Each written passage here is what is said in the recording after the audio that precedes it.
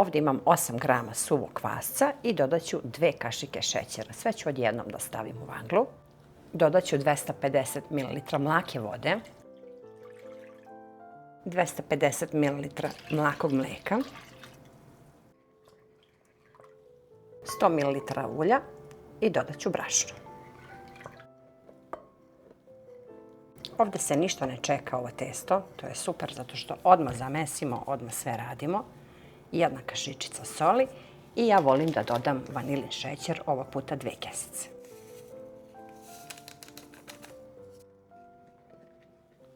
Sad samo dodajemo postepeno brašno, ja sam pripremila oko 750 grama, ali dodajemo pomalo i mesimo da dobijemo jedno fino mekano testo.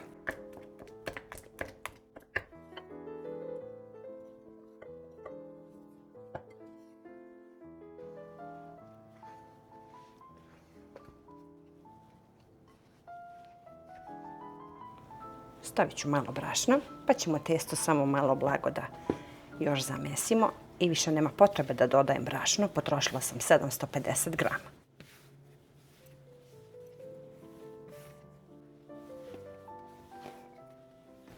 Evo, sad je testo fino i mekano, stavit ću vrlo malo brašna preko stola, pa ćemo testo da isečemo na više manjih loptica. Ja ću da isečem na 12 loptica. Evo ovako. Sad ćemo samo da oblikujemo lopte i da ostavimo testo samo minut, 2, čisto malo da odmori.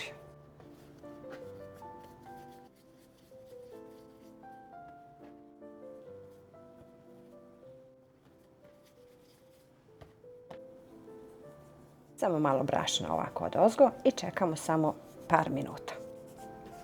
Sad svaku lopticu razvučemo tanko.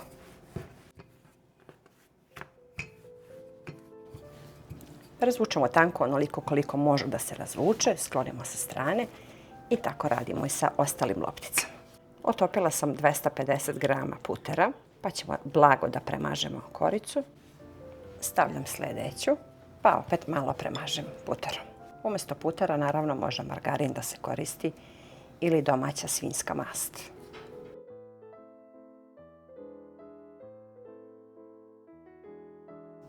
Stavljam i posljednju 12. koricu i sad odmah testo razvučemo u jednu koru.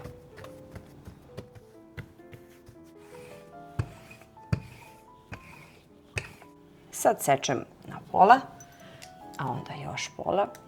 I sad zavisi ko voli veće, ko voli manje. Ja ovog puta pravim baš onako velike i krupne, one prave kifle. I ovaj svaki deo na pola. A vi naravno možete svaki ovaj deo još na pola ukoliko želite da dobijete male. Ja koristim džem od breskve.